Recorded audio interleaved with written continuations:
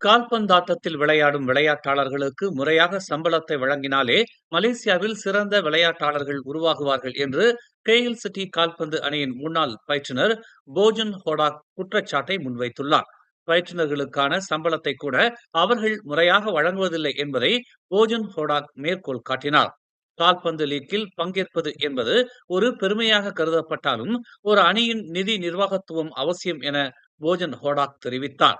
உள்நாட்டு விளையாட்டாளர்களுக்கு சம்பளத்தை கொடுக்காமல் வெளிநாட்டில் இருந்து விளையாட்டாளர்களை கொண்டு வருவதில் மலேசியாவின் கால்பந்து அணிகள் மும்முரமாக செயல்பட்டு வருவதாக அவர் குற்றம் சாட்டினார்.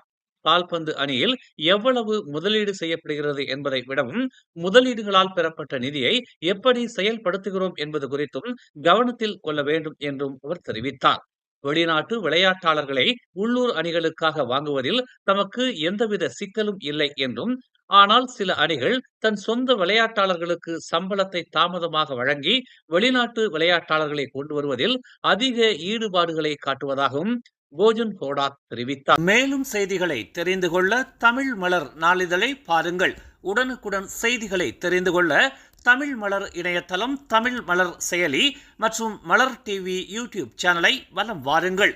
எங்களோடு இணைந்திருக்க மலர் டிவியை பதிவு செய்து கொள்ளுங்கள். உறவுகள் மகிழ்ந்திட விருப்பம் மற்றும் பகிர்வு சேவையை சொடுக்கிடுங்கள்.